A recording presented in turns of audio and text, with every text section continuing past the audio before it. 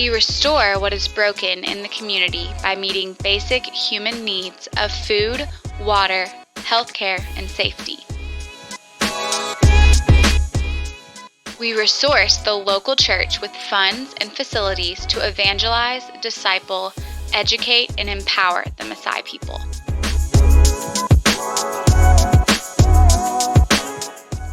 We develop Christian leaders for church leadership, teaching, pastoral care, and economic advancement.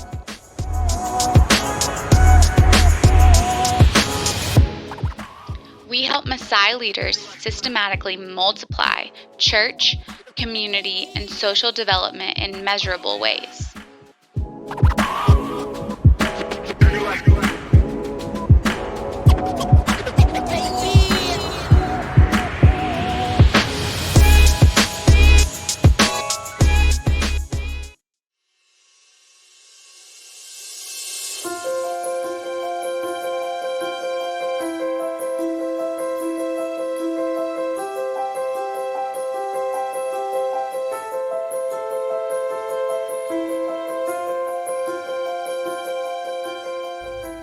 Hey guys, my name's Mike Neville.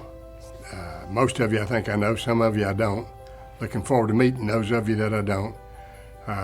We came to talk to you today about Mission Maasai. This is a mission that I started about 25 years ago and has grown since then thanks to the help of so many of you, and my son-in-law Andrew here has kind of taken over the reins, and he's doing a super job. Things are going great. It's amazing what we've seen happen in Kenya. And believe me, it's not easy for me to brag on my son-in-law. But First time ever. But what we appreciate so much you watching us today, and we know your time is valuable, and we appreciate you sharing it with us. I want to start off by saying how we're aware of what's going on in the world, and we sympathize with all the people of all the worlds.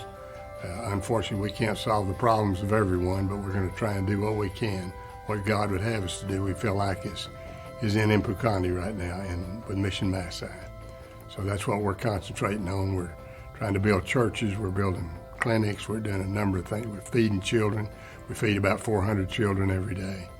And those are just some of the few activities. We're going to get in later on the details of what we're doing and why we need your help. And we also know, even though the things are getting tight right now and tough situation and needs have changed, but we still have needs. The people in Kenya still have needs. Those under the Mission Maasai umbrella still have needs. And that's what we're trying to do, is make sure we can get those needs covered. And we appreciate so much the fact that you're willing to do this, even though our fundraiser was canceled. Yeah. And we still have the need there. The good news is that we're really good at putting together professional online events. We do this all the time, right? Thank you. I appreciate you saying that. Obviously, we've never done this before. Thanks for your patience. Obviously, we'll probably never do it again. Never be asked. Exactly. I was just in Kenya in February, and it was kind of before all of this coronavirus panic started. It was just kind of starting, and there were some masks at the airport, and we were worried a little bit about travel delays. And my report back to the organization from our trip in February was that everything was amazing in Kenya.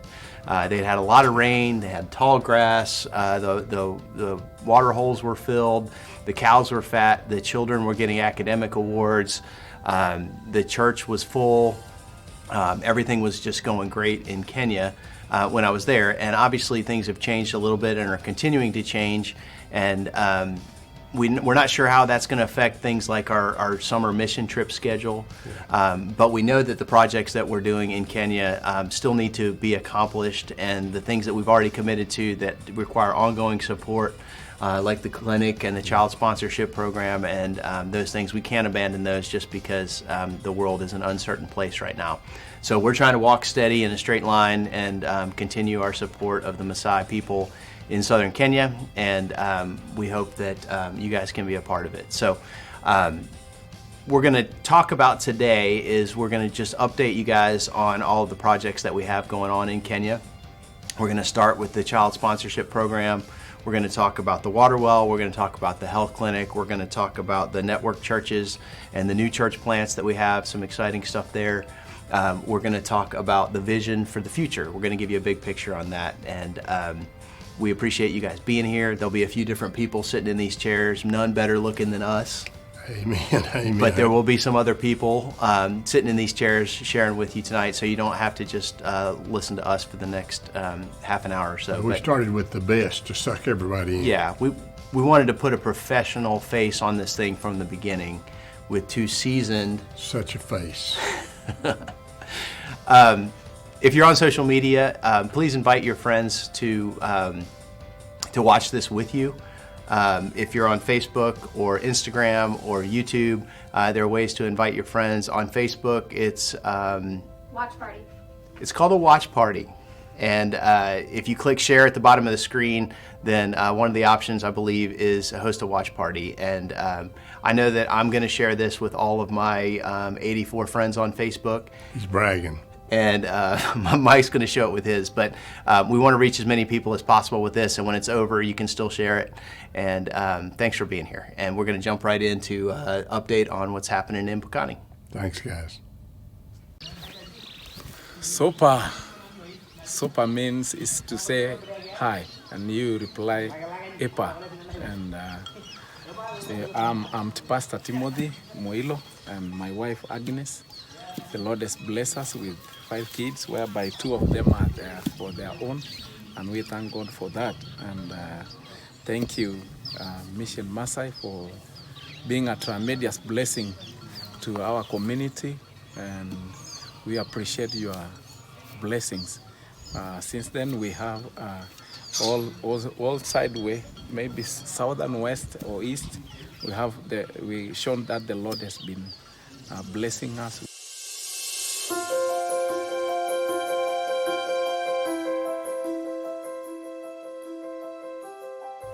Hey you guys, we are so excited that you are joining us. I'm Mackenzie and this is Celeste, and we get the honor and privilege of talking to you about a program that is near and dear to our hearts, to Mission Maasai as a whole, and to a lot of you guys that have either come with us or that sponsor a child through us. And so we are going to be talking about our Impukani School and our Sponsor a Child program. As a lot of you may know, we have about 400 kids in our Impukani primary school that range from age 4 to 16. So we get them for a lot of their development and a lot of their life. And a lot of you that have come with us have seen these kids from the age of 6 all the way to in their teens now. So it's a really cool relationship that we get to form with these students, and it's an honor to be able to watch them grow up like we get to do. And so within our school, we have been involved for a while now, and we have seen some needs that have come up, and it has been our goal to meet those needs, not only to provide for these students, but to show them that they are chosen and loved and valued, and to help them learn more about Jesus. So Celeste is going to talk to us a little bit about the needs that we've seen throughout the years. Yes, you can imagine out in the middle of the bush, there's a lot of needs. We are in the position that we are providing food. Often it's the only meal that they get every single day. We provide uniforms for them, and I don't know about you, but like my kids wear school uniforms, and when they get home, it's like the first thing they rip off. A lot of times their school uniform is their outfit. Like that's what they wear every single day. That's what they sleep in. And you can imagine being where they are, they get worn out really quickly. We provide them with shoes. And again, they get beat up really quickly, and that's a huge need. And supplies for school and things like that really help them to thrive in the situation that they're in. So it's really neat to be able to do that. Yeah. Our entire heart behind our Sponsored Child program from when we launched it was to provide the needs for these children physically, but also spiritually. Within our Impukani primary school, they have a Christian religion class where they get to learn about Jesus. And just this past October, because of a lot of you and your generous contributions, we got to hand out Bibles to these kids that are in their Maasai heart language. So now they get to go to that class and have that Bible in their own language, which is super cool for them to be able to have. And so our heart behind it all throughout this entire time has been that they come to know Jesus more, and that they are that they feel valued and chosen and loved, which is why we provide them uniforms and food and shoes and things that make them feel confident so that they can go to school. A lot of these kids, if they don't have food, they don't have enough energy to walk the miles and miles that it takes to get to school. So we've seen an increase in our student attendance just because of that. So it's been really, really cool. The biggest impact that I think that Celeste will agree with is the communication between us as Americans and as sponsors here to our students there in Impukani. It's been a really, really cool relationship that has been formed throughout the years. Yeah, I mean, the relationships are amazing, especially for those of us that get to go once or twice a year and see the kids that are sponsored and be able to come and take pictures of sponsored kids, you know, getting their supplies and stuff and be able to send it back to people here. It makes it really, really real for people. Because yes, they have that picture, but then I'm taking pictures with these sponsored kids that they're like, that's my child, you know? And I think one of the really neat things that happened on the last trip that I went on with one of our sponsored kids that Andrew and I sponsor is somebody came and knocked on the door where we sleep and came in and said, there's somebody here that wants to see you. And of course, you know, I walked outside and with a translator, found out that this was one of our sponsored children that Andrew and I sponsors, parents. And they brought me jewels and they just wanted to thank me for changing the life of their child. And as parents, like so many of you are, you know, there's nothing more important than being able to thank the people that have changed your child's life. And that just really touched me personally. We have several kids that we're really close to, and my kids too, that when they go over there, they get to love on the kids. And it's just been a really, really huge blessing to have those personal relationships. Mm-hmm. Yeah. So it's really special. Yeah. The entire theme of our sponsored child is chosen. And like I've just reiterated, these kids, we're not providing them because we feel like we need to provide them with things. It's to give them the confidence to know that they are loved. And because of that, their grades have skyrocketed and they have just been, it's a transformed school than what it was when we first started to go there. And so we only have 101 kids left to be sponsored, 101. When we started, we had almost 400. And we truly believe that tonight we can get all of those kids sponsored. Yeah, I think something we should add is just the impact that it's had. That our school originally had 200 kids, Mm-hmm. Yeah. and we've grown to 400. I think we're now like the #1 school in the region for testing. Is that right? Yeah. Which is pretty amazing. Yeah. When you feed their bellies, how much they're able to focus and excel in school. Our grade 8 students are passing their exams, which is amazing. We were able to give, I think you mentioned, the 400 Bibles. And I was in awe at how the adults wanted the Bibles too. They're comic book Bibles in their heart language. And it's just really cool that they're being able to hear the stories and that they're using the church for Friday night youth group. Yeah.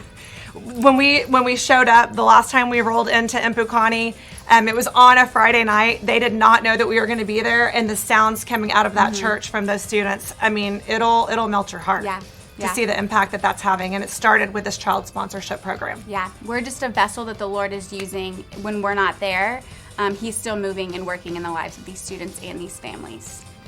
So when we do Vacation Bible School with the Maasai children, at the end of the week, we all walk down to this little watering hole, and we gather around with all the kids. There's hundreds of us that walk down to baptize the kids who have accepted Christ and starting a new life in Jesus. And there's always, 50, 60, 70 kids to be baptized. And we sit down there and they line up and they start walking one by one in the water. And the last time I was there, there's a head of one of the young girls on my shoulder. And they're so affectionate anyway, so I was sitting there with her head on my shoulder. Her name is Charity. And I started hearing sniffling, and I looked down and just tears were coming out of her eyes. And I thought, oh goodness, what's wrong? And she couldn't talk, and one of her friends says, she's crying for you, in her little sweet accent. And I said, well, why? She said, because she loves you, she's going to miss you. We talked about it last night before we went to bed. This is her last year at this school, and you've been coming for so long, and she's not going to see you. And she looked at me with her eyes, and she said, I'm going to miss you, Crystal. And I just realized, I think it all hit me. Just the little things that we do. It's only 10 days out of my life to go down there and to love on these kids, to sing with them. And everything that we do is making such a big impact with just the little things that we're doing. And so this work is very, very special. And so we just want to thank y'all so much for participating. I've only been on the trip once, but for me, it was especially impactful just to be around all the kids there, being in the school and seeing what's going on there. Trying to recreate the sense of that is like trying to take a good picture of a sunset or a mountain range or a beach. One picture can't do it. You have to be there, and you really have to just be there to understand what is going on in these kids' lives, but also what the Lord is doing in that place. There is something intangibly special that God is using in that place, and I was just so honored to be a part of it, and to hear the kids singing in their tongue, but also singing in English too, and them teaching us their language. It was one of the most incredible experiences of my life, and I will never forget it.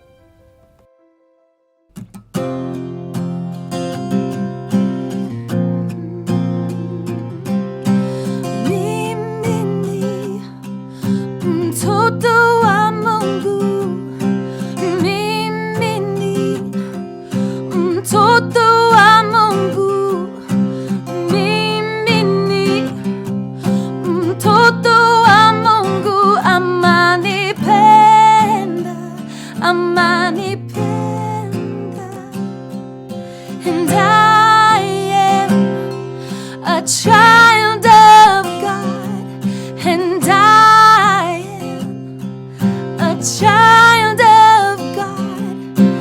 I am a child of God because He loves me, because He loves me. Hallelujah. Hallelujah.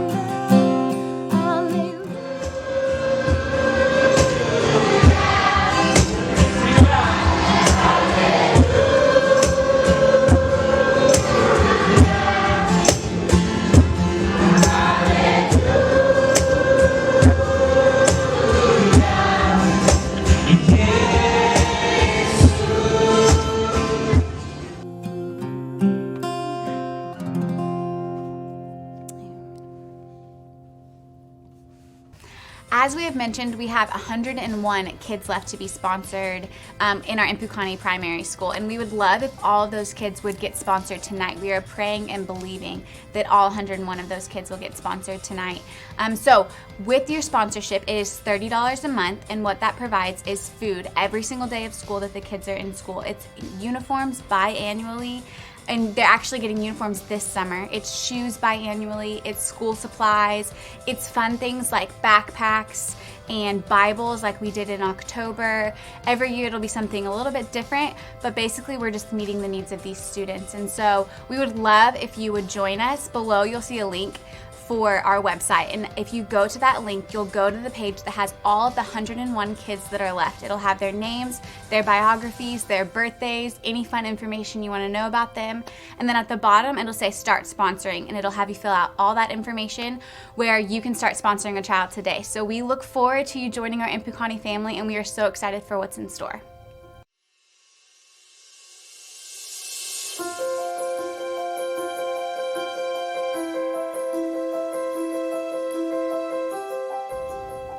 I'm joined now by Mandy Collins, who's a dear friend of ours and has been a supporter of the organization and has actually gotten to go with us to Impukani a couple of times and has a heart for the people of Southern Kenya, the Maasai people, as much as we do, and we appreciate you and appreciate all you've done for the organization. And this organization was started long before it was an official 501c3, but it was planted the first time that Mike Neville went to Impukani with the IBC to go build a metal building church in the middle of nowhere for a young pastor named Timothy Moilo, who is still our senior pastor over all the congregations there today. So they built a lifelong friendship over building a church building. And so building churches will always be something that this organization does. We are all about multiplying the kingdom and the work of the kingdom and supporting Pastor Timothy as he trains pastors and equips them and sends them out to change Kenya, to change the Maasai people in Kenya. So we built 3 churches last year, and Mandy got to go and dedicate those with us. And so she has a really unique perspective of being in the church that was born out of the first church that Mike built that now seats 400 people. And she got to worship there with the people, and then she also got to be in churches that were open for the first day. And so churches that had been previously meeting under a tree, praying and begging for us to build them a church building. And she got to be there to dedicate those as well. So I'm going to ask Mandy, what does it feel like to be in a worship service there, and what does it feel like to be in a Maasai church on the first day it's open?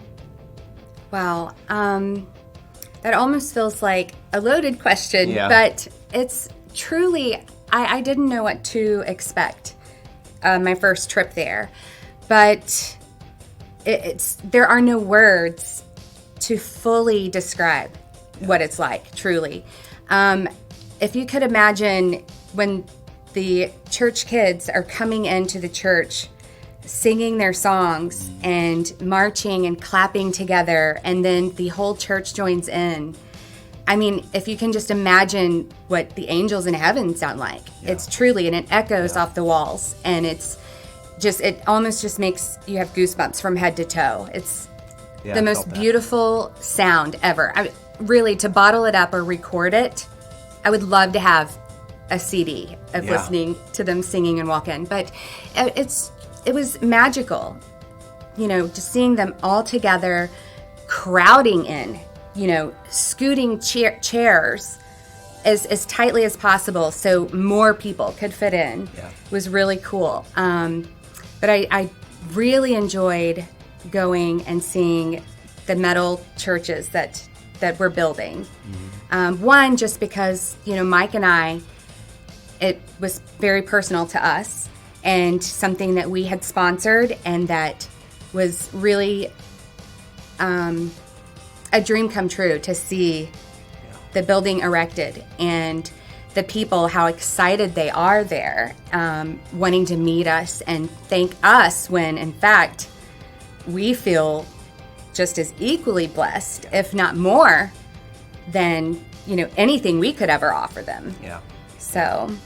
Yeah, it's an incredible experience, and I really wish that everybody who's watching this could go with us one time and For really sure. just feel that, because for me it was always very interesting that somehow God's Word, exactly the same words, are in the hands of people that are on the other side of the world that live completely differently than we do, and they worship the same God, and they believe the same things that we do. And you don't have to translate the Bible stories over there like you do to people here. They live very similar to the way that people lived in Bible times. And they understand sheep and shepherds and all of the farming and the gathering at the well and all of those kind of things that really aren't as normal to our everyday life. And so our goal this year is to build 3 more of these facilities, and we've tried to do this by gathering a bunch of small donations, but really the best way for us to get church building built is if one person says, I want to be the person who builds this church building. And they sponsor the church building, they write a check, and we usually try to get that person to go with us when the first time they open their doors. Because what we're doing is we're planning a permanent structure in a place where the people are traditionally nomadic and they move around all the time. And when that permanent structure goes into place, it seems like everything else builds up around it, and it becomes, from a high place, I looked at one of these church buildings, and it's almost like you see the road system over the years being developed, the roads coming from every direction as people walk those trails towards the churches. And that's how roads get started, because it's just wide open brush country out there. So, Mandy, what does the future hold, do you think? What's the capacity of our network of churches over there? How big can this thing get? Oh, wow. Hopefully it can get really big. Yeah. I mean, Timothy's goal is to be training pastors and continue training more of them. And I mean, it only costs $6,000 for one church. So our hope is to build 3 more this year. And, surely we can reach that goal. Yeah, so if this is something the Lord has laid on your heart, please take action and follow the instructions that are on the screen, the text to give. And if you need more information, or if you want to talk to us before you make that big of an investment in Kenya, we can introduce you to the pastor you would be building a church for, send you his picture and information and things like that. So contact the organization if you have any questions, or you can just text to give at the link below, and you'll be blessed.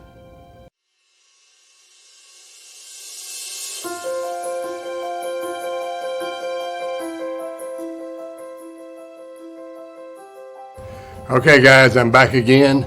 Brought somebody with me this time. Dear friend James Barrett. Been going to Kenya with me for many, many years. How many years, James? 8, 10. I don't remember. Long time. Our memory's so good, I can't remember. Yeah, that's right. I can't remember that myself. But anyway, he's been a great deal of help to us in Kenya, and in our construction over there. He's great at construction, fixing anything. He's kind of a MacGyver, I think, is what he is. He can fix anything with nothing. But anyway, we're glad to have him with us, and glad to have him with us here today. Absolutely. Tell you a little bit about today, about a clinic that we built back in 2016. And the people there at Impukani, which is where our primary focus is, came to me and said, we want to we need some kind of medical care out here. We have no medical care. They were in the middle of the bush, hours of walking distance within any medical care at all. And so we had a big meeting there. All the folks from the whole area came in, hundreds of people. And we talked about the fact that they needed the clinic, and I told them then, and I had prayed about it, and just felt like that the Lord was telling me that we could build a clinic for them in a couple of years, if everybody would be faithful in their prayers. So I told the people there at the meeting, I said, if you will agree to pray, all of you, I said, it's going to take a total effort. We can't leave anybody out. And pray that we can build a clinic. I said, I'll commit to in 2 years, we'll have you a clinic here in Impukani. Well, and I said, I want to see some proof though. So I said, let me see a show of hands of all those that will commit to pray. And immediately, of course, all the women's hands shot up. And the men's were a little more, us men, we're a little tougher. We're a little more resistant. So the men just kind of sit there and looked to see whose hand was going to go up first. And finally, I'm standing there all this time feeling like a total idiot because nobody's raising their hand. And I'm saying, come on, boys, raise your hand. So finally, one man in the group raised his hand, one warrior. And then the other one slowly went up, all the men ended up raising their hand. Everyone in the church, or everyone in the meeting there, agreed that they would pray for the clinic. And I promised them in 2 years, I felt like that God would give us the clinic.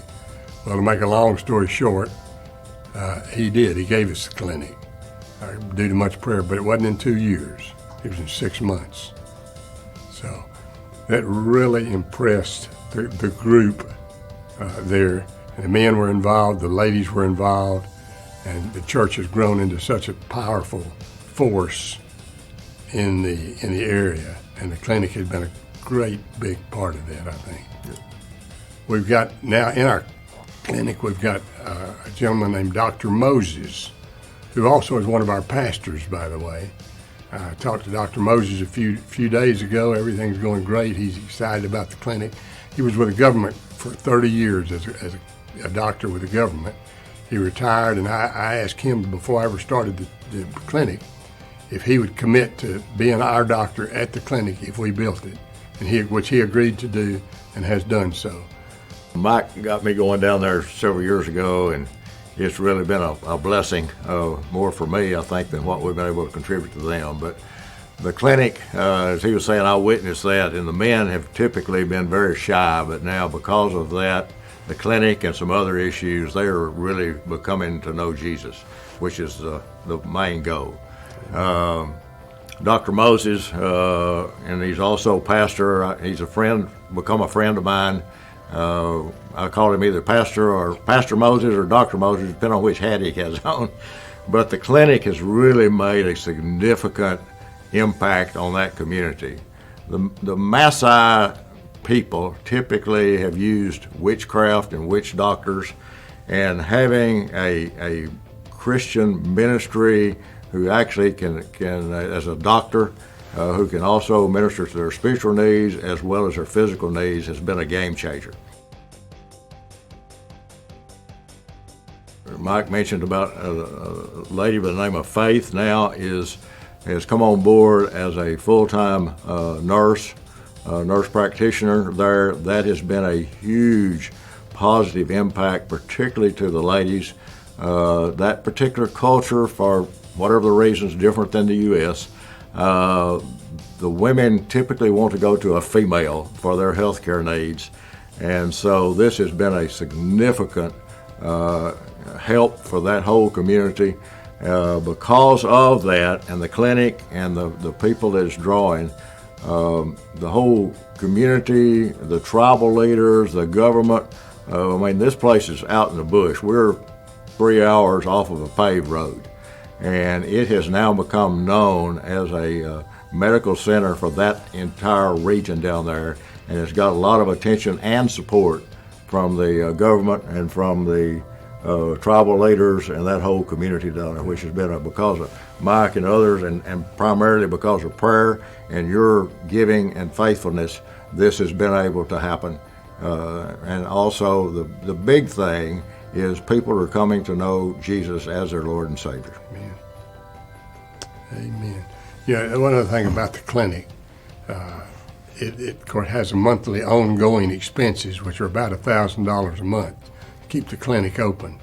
So that includes Dr. Moses, includes Nurse Faith, and includes a guard, Paulo. I call him a guard because he's an older warrior, a Maasai warrior, and he was one of the first ones I met when I got there. And I'll tell you a real quick story on Paulo. He and I became real good friends.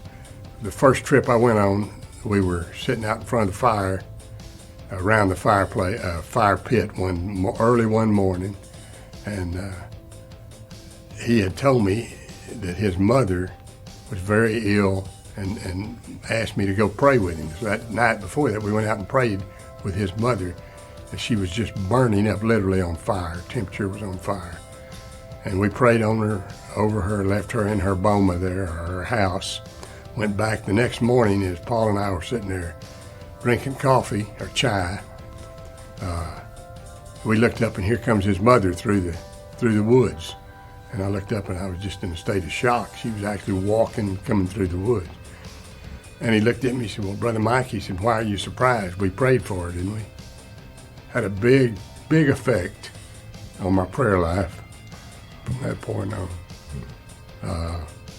But anyway, we need that $1,000 a month every month to keep that clinic going. Yeah, absolutely. And I want to add one more thing too. That just keeps the clinic going. That does not include the medical supplies, the medicine, and also some additional expenses that are there, because Dr. Moses is furnishing antibiotics and medicine for the community as well. Yeah, So, no charge. at no charge. So that. Yeah, and if as you get into some, those of you that are watching, if you have any problem, you text to give on the bottom of the screen. There's a place you can punch. I don't know where it is. My grandkids can tell you exactly where it is. If you need, just get a hold of them. They'll explain to you what it is. But thanks again for listening to us, and we appreciate your support on the clinic. Yeah. I want to add one more request also. If any of you out there that are medical helpers, physicians, physician assistants, nurses, dentists, whatever, if you're in the medical profession and understand what to do there, I am not, so I can't really help except put Band-Aids on and do that type of thing. But please pray about it, and then call Mission Massai, and you'll be blessed. You will be indeed.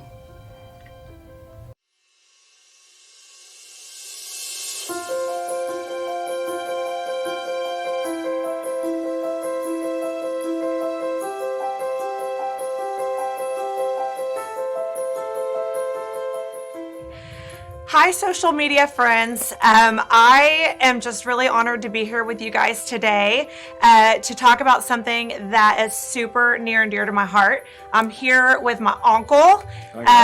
He's a huge part of our organization, and it's just an honor to be able to be here with you and talk about something that is so valuable to us. So I get the privilege to talk to you guys a little bit about our borehole, which is a word that I didn't know. We call it a well. We say well, yeah. It's a well. They call it a borehole. That we were able to build in 2015 with so much help from so many of you guys that are actually watching right now. So thank you. It's absolutely changed their life. 100%. Water is their lifeline, and they've spent so much of their life trying to get water that we've simplified so much for them, giving them access to water for their animals and for drinking, obviously, and other things. Sure. So what else do they use the water for, Uncle Brad? Well, I just wish every American could take 2 weeks and travel to somewhere and see how a large part of the world actually lives. It's unbelievable how good we've got it, and how primitive other parts of the world have it. Clean water is an absolute necessity. You can make it a while without food, you can make it a while without shelter, but a couple of days without water is it. And especially during this time of COVID-19, they use the water to wash. If you don't have clean water, you can't wash your hands and care for yourself and that sort of thing. But I know when Mike first started going to Impukani, it was a tiny little village, and there was literally nothing there. And now over the last, what's it been, 25 years, I guess? 25.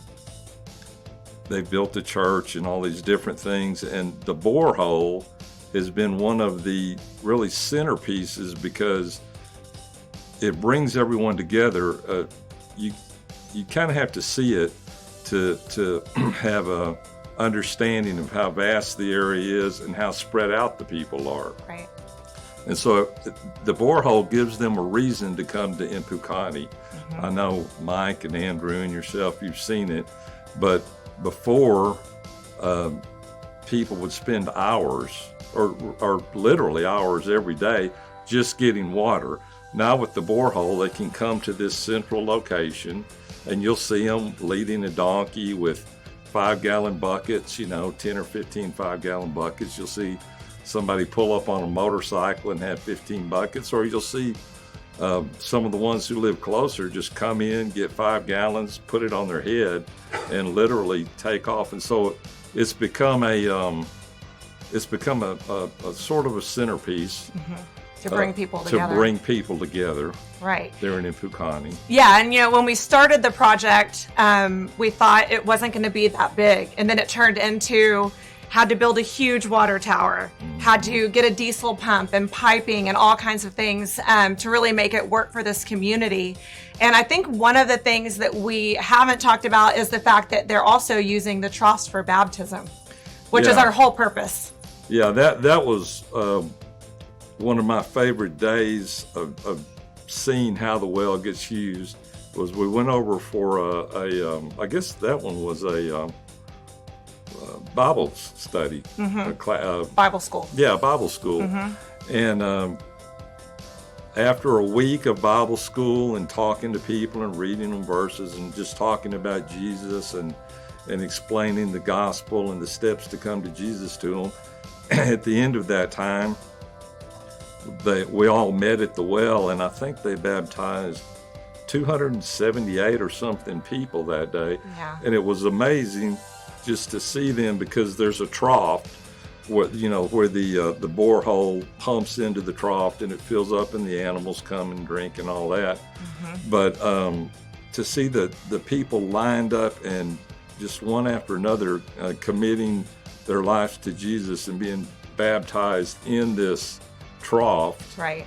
was just amazing. Yeah, it really gives new meaning to the term living water. Yeah, it really does. It's really cool. So we've talked a lot about Impukani, and the irony of that is that the word Impukani actually means land with no water.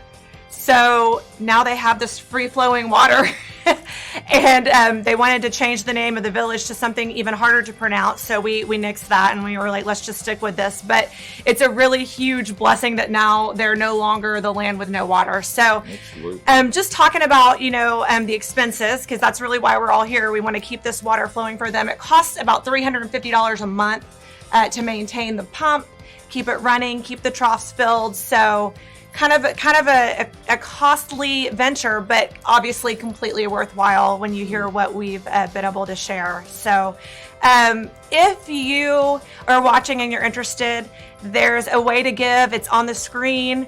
And I really just encourage you to pray a lot about giving. You're here for a reason. You came to this event online for a reason, not just because you're bored and stuck at home with your kids. You obviously think that it's a worthwhile cost. So just thank you for joining us. And again, I just really pray that everyone viewing would just consider giving and praying about where they're called to give. It's a big deal.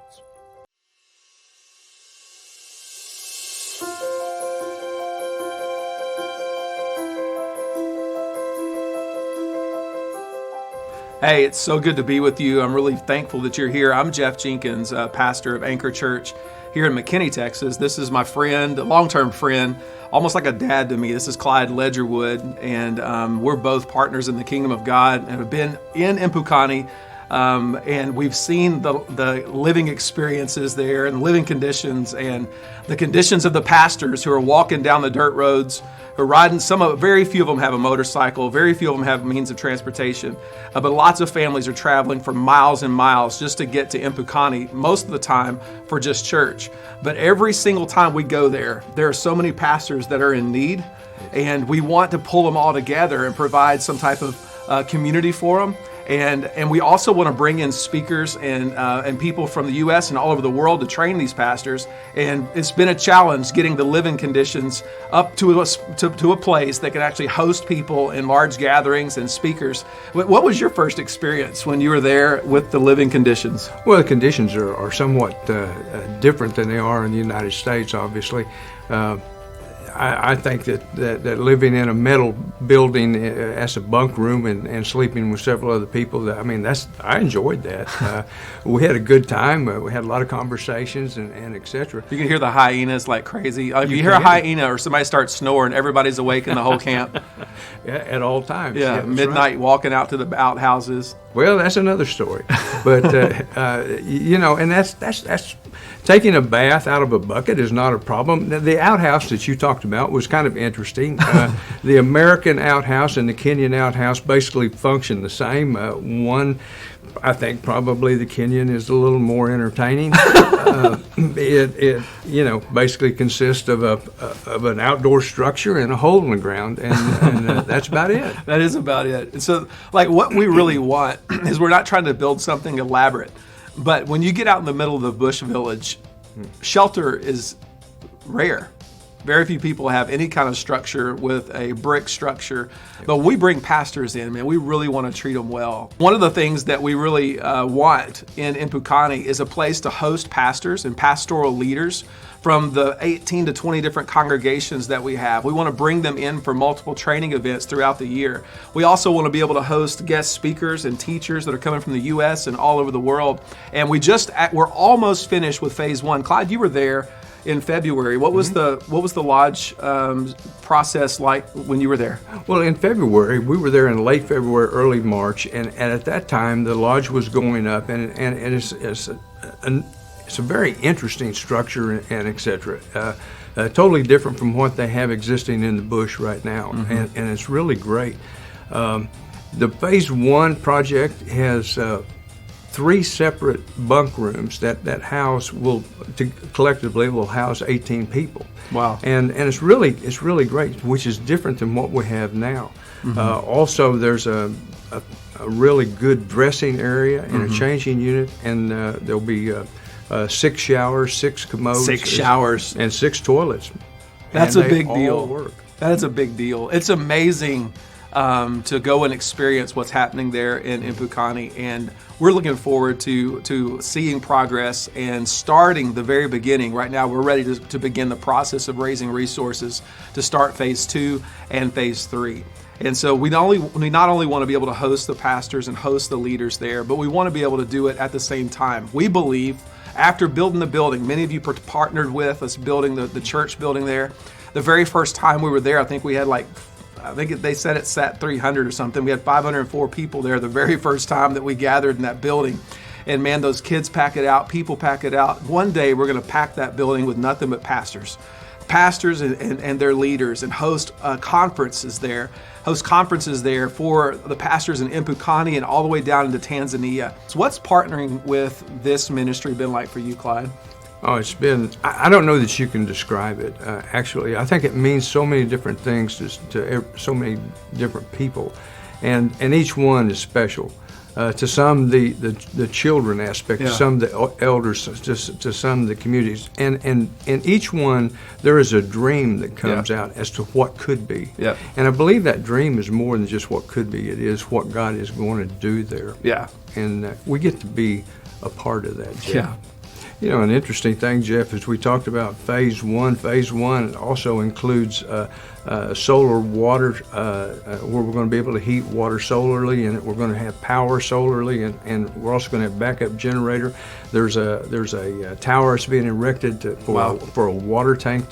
Phase 2 is going to expand that even more. Wow. Phase 2, which will start hopefully soon, is we'll go ahead and have another 3 room of bunks. Which will give our capacity up to 36. Wow. And that's just amazing. In addition to that, there'll be a kitchen.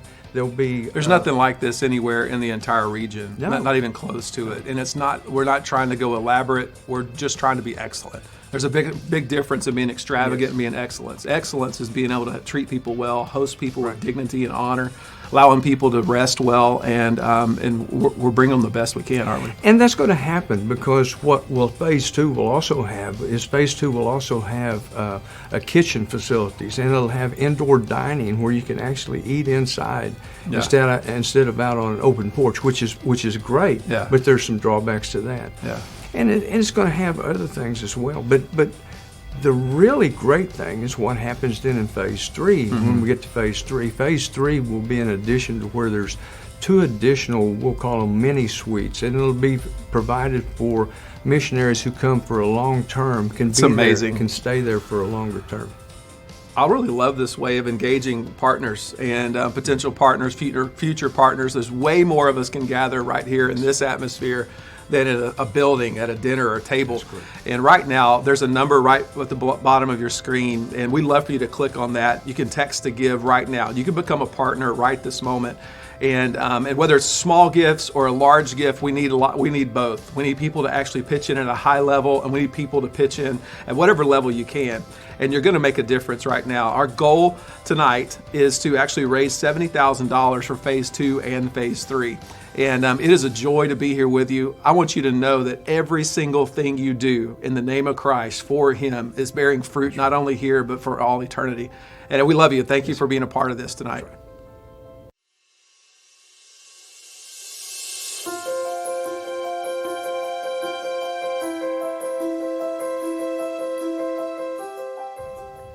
Well, as we start our last segment here, let me say that, give you a little story about what happened when I first went to Impukani 25 years or so ago.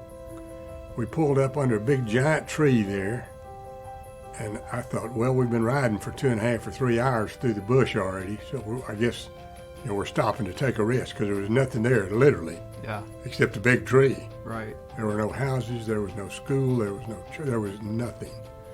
And I got out of the truck and I thought, well, I'll sit here until we get ready to go on to our final destination.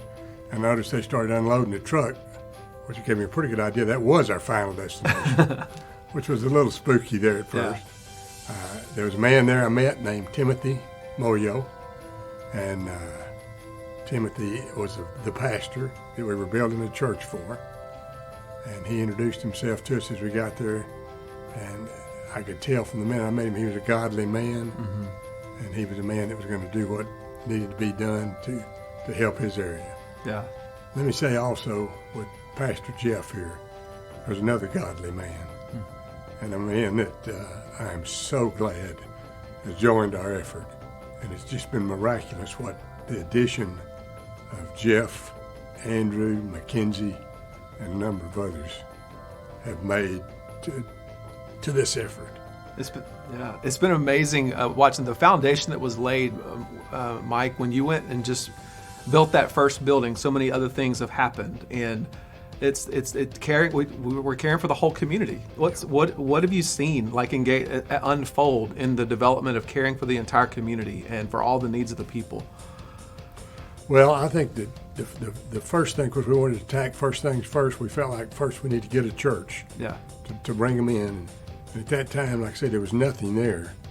So Pastor Timothy had sat under that same tree for 2 years trying to talk people into coming to his church, which is he and his wife, Agnes. It was... he literally preached to his wife and one other person for like 3 years, and the church grew to 4 people. Yeah, that's right.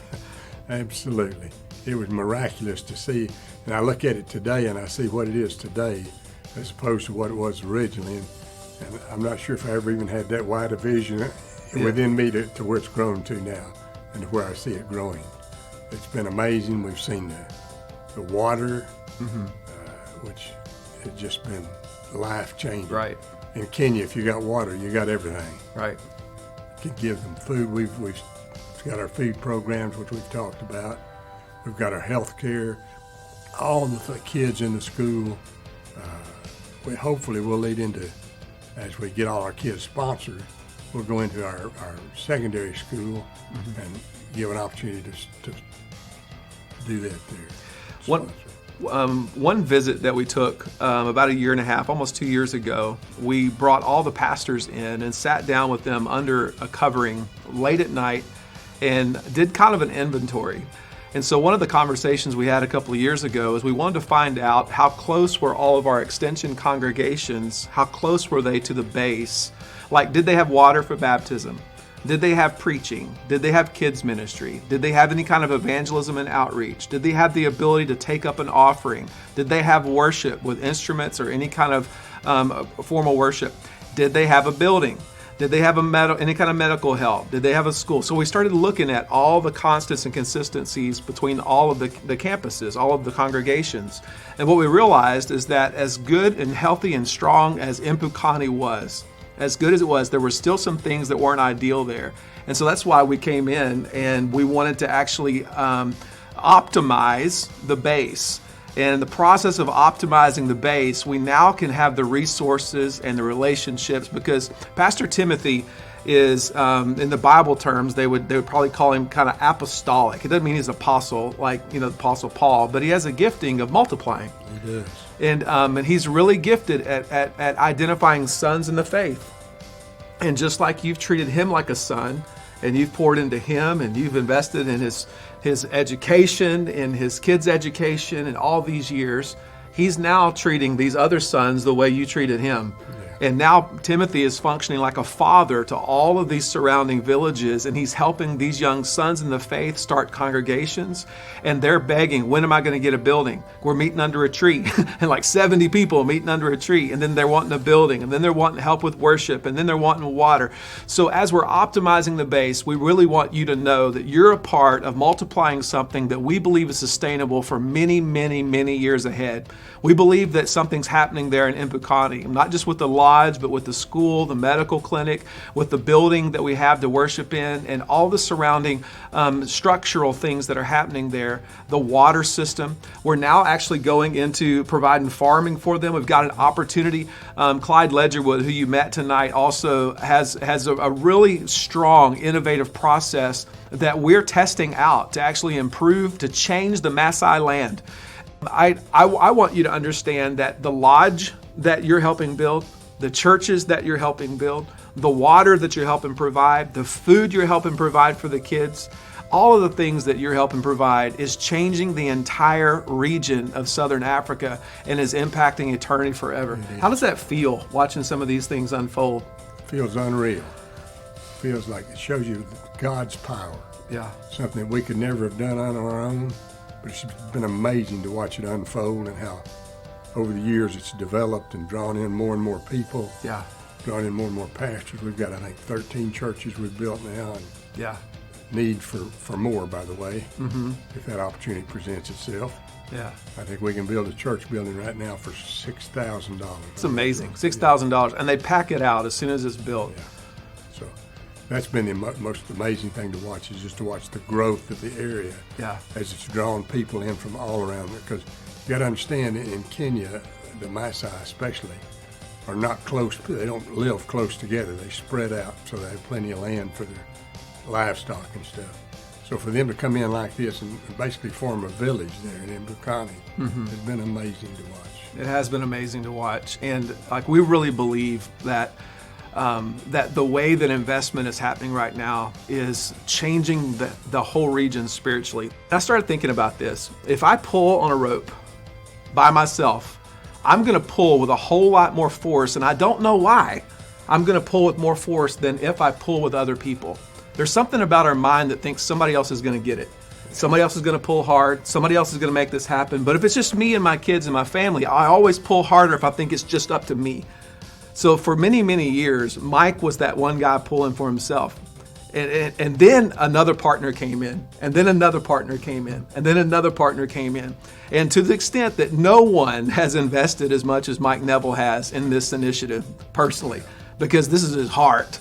This is his life. This is his baby. And I'm just wondering on this night if everybody even got a fragment of the heart that Mike Neville had and decided, I'm not just going to pull as a team member. I'm going to pull as if this was my own baby. I'm going to give and invest as if this is not going to happen if I don't do my part. And I want you to know, it's going to happen whether you give or not, but it won't be the same. Well, we may have to, things are going to be delayed. Things are not going to be the same. And you miss out on the blessing. I've got pictures on my refrigerator. I've got a trip lined up as soon as we can get out of the country and go back over there and love those people again. But they're facing an amazing crisis right now, too. They're facing the same thing that we face with the coronavirus. They're facing the same challenges naturally. All 400 of those kids are at home right now. All of those kids are actually depending on us and other people around the world to help them get food. All those families are wondering where their provision is going to come from. And I want you to know it's coming from God through you. And tonight, by the power of God, I believe we're not only going to meet the goal, but I believe people tonight, for the very first time, are going to partner in a way you've never partnered before. You're going to pull the rope like you've never pulled before. You're going to push forward like you've never pushed before. And may God give each one of us the heart of even Papa Mike, is what they call him. And you get in your heart what it's like to carry his son like Timothy. Mike doesn't just give because it's an initiative in Africa. He gives because he has a son over there who has a son who has congregations, it's personal. And tonight, you can shift from being a person who's spectating from the outside to getting in the game, and you have a son, and you have a daughter, and you have a church building, you have a water well, you have a congregation, you have a backpack, you have a farm, you have a way to change your world.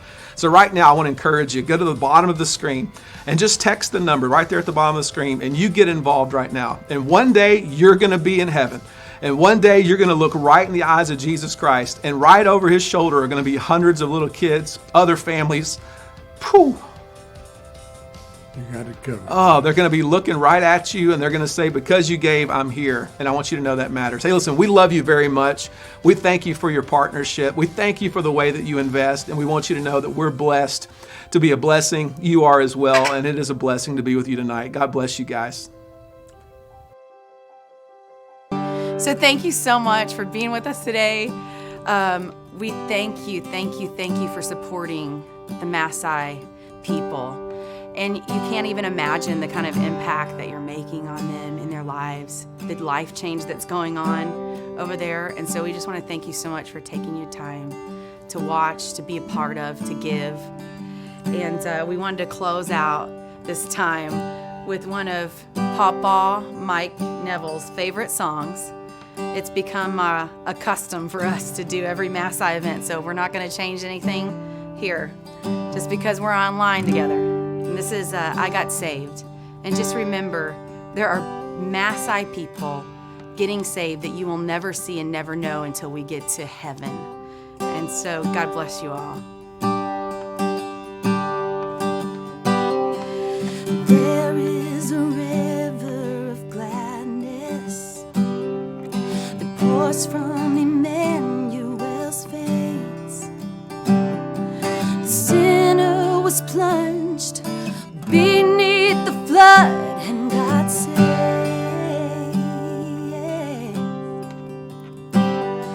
Since then I walk in forgiveness.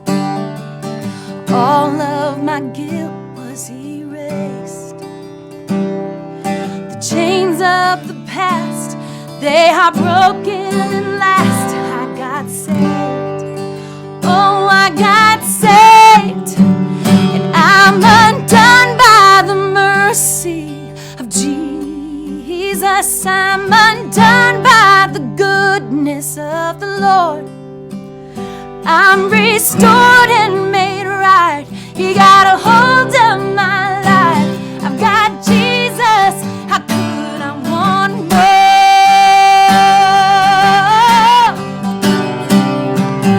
I've received nothing but goodness. I've tested and tasted your grace. I was so lost till I fell at the cross and got saved. Oh, I got saved. And I'm undone by the mercy of Jesus. I'm undone by the goodness of the Lord. I'm restored and made right. He got a hold of my life. I've got Jesus. How could I want more? The love of God gave me his pardon. The love of God, it won't let me stay the same. The love of God calls me up higher. His will is stronger. That's why I got saved. I'm undone by the mercy of Jesus. Undone by the goodness of the Lord. I'm restored and made right. He got a hold of my life. I've got Jesus. How could I want more? I'm undone by the mercy. Jesus, I'm undone by the goodness of the Lord. I'm restored and made right. He got a